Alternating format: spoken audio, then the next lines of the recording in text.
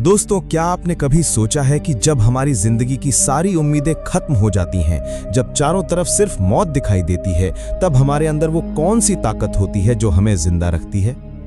आज मैं आपको एक ऐसी ही कहानी सुनाने जा रहा हूं। यह कहानी किसी फिल्म की नहीं, बल्कि एक हकीकत है।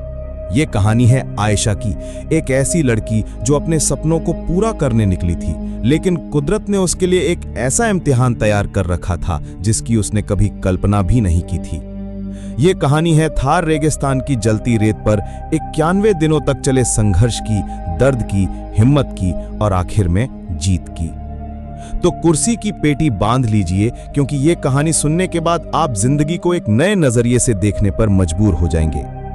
तारीख थी 15 मई 2018। 28 साल की आयशा दिल्ली के एक जानी मानी ट्रैवल ब्लॉगर और फोटोग्राफर अपनी जीप से राजस्थान के थार रेगिस्तान के लिए निकली थी। उसका सपना था कि वो रेगिस्तान के उन अनछुए हिस्सों की तस्वीरें ले जिन्हें दुनिया ने कभी नहीं देखा।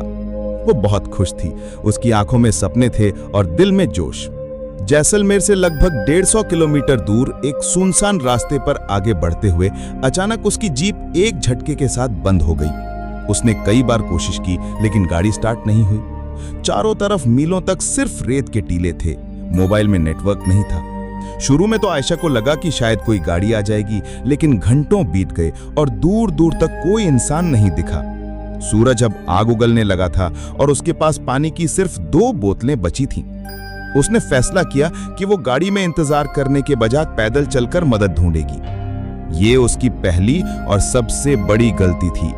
उसे अंदाजा नहीं था कि वो रेगिस्तान के दिल में उतर रही थी, जहां से वापस लौटना लगभग नामुमकिन था। पहले दिन की पैदल यात्रा ने ही आयशा की हालत खराब कर दी। रेगिस्तान की गर्मी वैसी नहीं होती जैसी हम शहरों में महसूस करते हैं। वहां ऐसा लगता है जैसे आसमान से आग बरस रही हो और जमीन किसी जलते हुए तवे की तरह हो। उसका गला सूखकर कांटा हो गया था। पानी की एक बोतल खत्म हो चुकी थी और दूसरी भी आधी रह गई थी।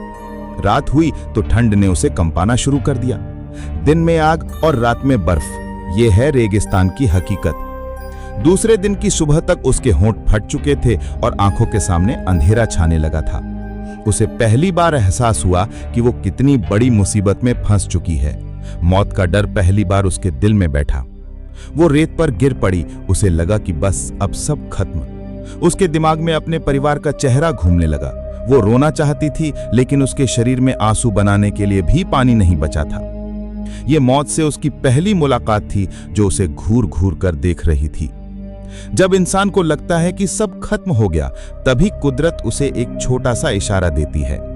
आयशा लगभग बेहोश थी, तभी उसे दूर कुछ चट्टानें दिखाई दी। उसने अपनी बची खुची हिम्मत जुटाई और घिसटते घिसटते उस चट्टान की छांव तक पहुंची। वो छांव उस वक्त उसके लिए किसी जन्नत से कम नहीं थी। अगले दिन सुबह जब उसकी आंख खुली तो उसने देखा कि रात की नमी की वजह से कुछ जंगली झाड़ियों के पत्तों पर ओस की बूंदें जमा थीं। उसने अपनी चुनरी को उन पत्तों पर फेरा और उसे निचोड़कर कुछ बूंदें अपने सूखे होठों पर लगाईं। वो पानी की कुछ बूंदें नहीं थीं, वो जिंदगी की बूंदें थीं। उसी पल आयशा को समझ आया कि अगर जिंदा रहना है तो रोने से काम नहीं चलेगा। उसे लड़ना होगा। उसे रेगिस्तान के नियम सीखने होंगे। उसने अपने बैग से एक छोटी सी डायरी निकाली और उस पर लिखा, दिन 3, मैं अभी जिंदा हूं। यह सिर्फ एक लाइन नहीं थी, यह खुद से किया गया एक वादा था। अब आयशा एक टूरिस्ट नहीं, एक सर्वाइवर बन चुकी थी। उसने स्कूल में सीखी बातें और इंटरनेट पर देखे सर्वाइवल वीडियो याद करने की कोशिश की। उसे याद आया कि कैमरे के लेंस से सूरज की रोशनी को फोकस करके आग जलाई जा सकती है। कई घंटों की मशक्कत के बाद सूखी घास में से धुएं की एक पतली लकीर उठी और फिर एक छोटी सी आग जल गई। उस आग ने उसे सिर्फ गर्मी नहीं दी, बल्कि एक उम्मीद दी। उसने सीखा कि सुबह और शाम को चलना चाहिए और दिन की तेज धूप में किसी छांव में रहना चाहिए। खाने के लिए कुछ नहीं था, तो उसने वो किया जो शायद हम सोच भी नहीं सकते। उसने कीड़े, टिड्डे और जो कुछ भी उसे लगा कि खाया जा सकता है, उसे भूनकर खाना शुरू किया। हर कौर एक जहर के घूंट जैसा लगता था, लेकिन पेट की आग बुझाने के लिए यह जरूरी था। उसका खूबसूरत चेहरा धूप में झुलस गया था। शरीर पर जगह जगह घाव बन गए थे और वजन तेजी से घट रहा था। वो आयशा नहीं थी जो दिल्ली से आई थी। रेगिस्तान में भूख और प्यास से भी बड़ा दुश्मन होता है अकेलापन। दिन बीतते जा रहे थे, हफ्ते बीतते जा रहे थे। आयशा ने किसी इंसान की आवाज नहीं सुनी थी। चारों तरफ सिर्फ एक भयानक खामोशी थी जो कानों में शोर करती थी। वो अक्सर खुद से बातें करने लगी थी, कभी अपनी माँ से तो कभी अपने पापा से।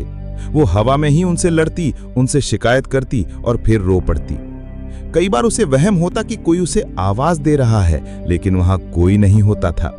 यह अकेलापन इंसान को अंदर से खोखला कर देता है। एक दिन उसने अपनी डायरी में लिखा, आज 30वां दिन है। मुझे नहीं पता कि मैं पागल हो रही हूं या जिंदा रहने की कोशिश कर रही हूं। यहां की खामोशी कभी कभी गोलियों से भी ज्यादा शोर करती है। क्या कोई मुझे ढूंढ रहा होगा या सबने मान लिया होगा कि मैं मर चुकी हूं? यह सवाल उसे हर पल खाए जा रहा था। उसका शरीर तो लड़ ही रहा था, पर अब उसका दिमाग भी हार मानने लगा था। लगभग 45वें दिन जब आयशा अपनी बची खुची ताकत से एक टीले पर चढ़ी तो उसे दूर कुछ चमकता हुआ दिखाई दिया। उसे लगा कि वो किसी गाड़ी का शीशा है या किसी गांव की छत। एक नई उम्मीद उसके अंदर दौड़ गई। वो पागलों की तरह उस दिशा में भागने लगी। वो गिरती, फिर उठती, फिर भागती। घंटों चलने के बाद जब वो उस जगह के करीब पहुंची तो उसका दिल टूटकर बिखर गया। वो कोई गाड़ी या गांव नहीं था, वो एक मृग तृष्णा थी, जिसे हम मिराज कहते हैं। रेगिस्तान का एक ऐसा धोखा जो प्यासे को और तड़पाता है। उस पल आयशा पूरी तरह से टूट गई। उसकी सारी हिम्मत जवाब दे गई। वो वहीं रेत पर गिरकर फूट फूट कर रोने लगी। उसने पहली बार भगवान से कहा, बस अब और नहीं, मुझे उठा ले, मैं थक गई हूं। ये दिन उसके 91 दिनों के संघर्ष का सबसे बुरा दिन था। उम्मीद का टूटना मौत से भी ज्यादा दर्दनाक होता है। उस टूटी हुई हालत में आयशा कई घंटों तक बेहोश पड़ी रही। बेहोशी में उसे अपनी मां का चेहरा दिखाई दिया। उसे अपनी मां की कही एक बात याद आई, बेटा, हारना तब होता है जब हम कोशिश करना छोड़ देते हैं। ये आवाज उसके कानों में गूंजने लगी। जब उसकी आंख खुली तो सूरज ढल रहा था। उसके अंदर से एक आवाज आई, मैं मर नहीं सकती, मैं हार नहीं सकती। मैंने अपनी मां से वादा किया था कि मैं एक दिन बहुत बड़ा काम करूंगी। मैं ऐसे गुमनामी में नहीं मर सकती। उस एक पल ने सब कुछ बदल दिया। उसके अंदर की टूटी हुई लड़की मर चुकी थी और एक योद्धा ने जन्म लिया था। उसने फैसला किया कि अब वो मदद का इंतजार नहीं करेगी, वो खुद अपनी मदद करेगी। वो एक दिशा में चलती रहेगी जब तक कि या तो उसे मंजिल नहीं मिल जाती या मौत। उसने अपनी डायरी में लिखा, दिन 50, आज मैं फिर से जन्मी हूं। अब ये लड़ाई सिर्फ जिंदा रहने की नहीं बल्कि जीतने की है। लगभग 70वें दिन मौसम ने भयानक रूप ले लिया। एक भयानक रेतीला तूफान आया। आसमान पीला हो गया और हवा इतनी तेज थी कि आयशा को एक चट्टान से चिपकना पड़ा ताकि वो उड़ न जाए। घंटों तक वो तूफान चलता रहा। उसे लगा कि आज उसका आखिरी दिन है। रेत उसके मुंह, नाक, कान हर जगह भर गई थी। लेकिन जब तूफान थमा तो एक चमत्कार हुआ। तूफान ने रेत की ऊपरी परत को उड़ा दिया था और एक जगह चट्टानों के बीच एक छोटा सा गड्ढा बन गया था जिसमें थोड़ा सा पानी जमा था। वो पानी गंदा था, लेकिन आयशा के लिए वो अमृत था। उसने जी भरकर पानी पिया। ये कुदरत का एक अजीब खेल था। जिस रेगिस्तान ने उसे मौत के मुंह में धकेला था, उसी ने एक तूफान के जरिए उसे जीने का एक और मौका दिया था। उस पानी ने उसे अगले कुछ हफ्तों तक जिंदा रखा। वो समझ गई थी कि कुदरत जितनी क्रूर हो सकती है, उतनी ही दयालु भी। 90 दिन बीत चुके थे। आयशा अब एक चलता फिरता कंकाल बन चुकी थी। उसके कपड़े फटकर चिथड़े हो गए थे और शरीर पर मांस लगभग खत्म हो चुका था। वो बस अपनी इच्छा शक्ति के दम पर जिंदा थी। एक सुबह जब वो आगे बढ़ रही थी तो उसकी नजर जमीन पर पड़ी। उसने जो देखा उसे अपनी आंखों पर यकीन नहीं हुआ। रेत पर ऊंट के पैरों के ताजा निशान थे। ये कोई वहम नहीं था, ये हकीकत थी। इसका मतलब था कि कोई इंसान हाल ही में यहां से गुजरा है। 90 दिनों में पहली बार उसने इंसानी सभ्यता का कोई निशान देखा था। उसकी आंखों से आंसू बहने लगे, लेकिन इस बार ये आंसू दुख या दर्द के नहीं थे। वो आंसू खुशी के थे, उम्मीद के थे। उसने अपनी बची खुची सारी ताकत उन निशानों के पीछे चलने में लगा दी। उसे नहीं पता था कि यह रास्ता कहां जाएगा, लेकिन ये उसकी आखिरी उम्मीद थी। वो बस चलती रही जब तक कि वो बेहोश होकर गिर नहीं पड़ी। 91वें दिन की सुबह ऊंटों का एक काफिला लेकर जा रहे कुछ बंजारों ने रेत पर एक अजीब सी चीज पड़ी देखी। पास जाकर देखा तो उनके होश उड़ गए। वो एक औरत का शरीर था जो बस सांस ले रहा था। उन्होंने तुरंत उसे उठाया, पानी पिलाया और पास के एक कस्बे के अस्पताल पहुंचाया। जब आयशा की आंख खुली तो वो एक बिस्तर पर थी। उसके चारों तरफ सफेद दीवारें थीं और एक पंखा चल रहा था। उसे यकीन ही नहीं हुआ। उसने नर्स से पूछा, आज क्या तारीख है? नर्स ने जवाब दिया, 14 अगस्त 2018। ये सुनकर वो रो पड़ी। 91 दिन वो मौत से लड़ी थी और आज वो जीत गई थी।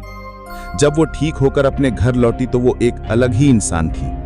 उसने एक इंटरव्यू में कहा था, उन 91 दिनों ने मुझे सिखाया कि हम जिन चीजों को रोज बर्बाद करते हैं उनकी असली कीमत क्या है। एक गिलास साफ पानी, एक रोटी का टुकड़ा, अपने परिवार की आवाज, ये दुनिया की सबसे कीमती चीजें हैं। मैं रेगिस्तान में कुछ तस्वीरें लेने गई थी, लेकिन रेगिस्तान ने मुझे जिंदगी की सबसे बड़ी तस्वीर दिखा दी।